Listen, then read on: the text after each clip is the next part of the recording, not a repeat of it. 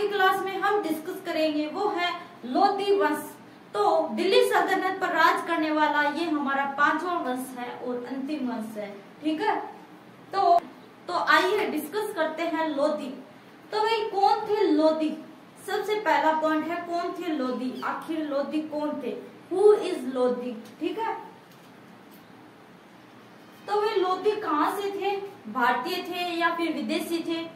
तो मैं बता दूं आपको कि जो लोदी थे वो भारतीय नहीं थे बल्कि ये भी विदेशी थे। ठीक है, तो मूलतः लोदी है वो अफगानिस्तान का जो सुलेमान पर्वतीय क्षेत्र है वहाँ के निवासी थे। कहाँ के? जो अफगानिस्तान है वहाँ का जो सुलेमान पर्वत है वहाँ के निवासी थे। ठीक है, और भारत में क्यों आए?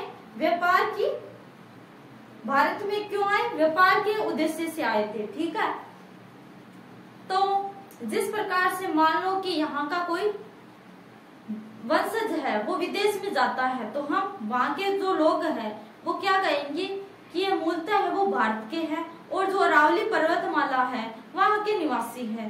ठीक है, तो उसी प्रकार से ये लोग जो अफगानिस्तान का है वहाँ का जो पर्वत है सुलेमान पर्वत वहाँ के निवासी थे और व्यापार के उद्देश्य से आए थे अंग्रेजों की तरह। अब देखो, हालांकि ये भारत कब आए और इसके संबंध में हमको प्रमाणिक जानकारी का अभाव है।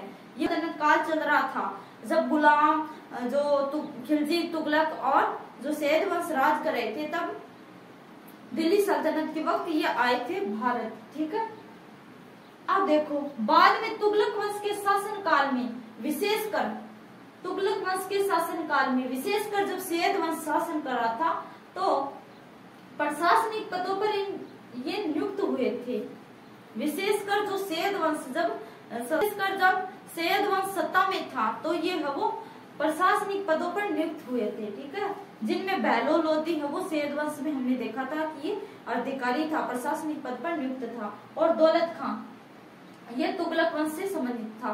जब तैमूर है वो 1398 में दिल्ली पर आक्रमण करता है तो जो यहाँ का शासक था नसीरुद्दीन तुगलक वो भाग जाता है गुजरात। तो कुछ समय के लिए फिर इस आदमी ने है वो दिल्ली पर शासन किया था। दौलत खां, मैंने बताया था कि ये अफगान था और कुछ समय तक इसने दिल्ली पर शासन किया था, कुछ समय तक इसने दिल्ली पर राज किया था। तो ये भी अफगान था, यानी कि अफगानी था, अफगानिस्तान से संबंधित था। ठीक है, अब देखो मूलतः बहलो लोदी है वो मिश्रित तुर्क थे।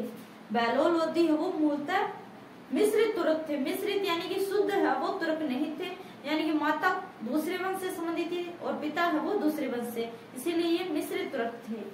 और जो अफगानिस्तान का जो गिलजाई अथवा साउखेल, दूसरा नाम है साउखेल, कबीले से संबंधित थे।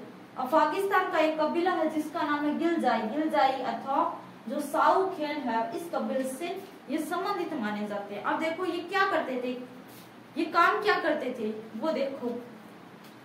प्रारंभ में जो लोदी है वो अपनी आजीविका का निर्वहन है वो पशुपालन से करते थे। पशुपालन ये लोग करते थे शुरुआत में, लेकिन लड़ाकू प्रवृत्ति के होने के कारण ये वो लूटमार भी करते थे।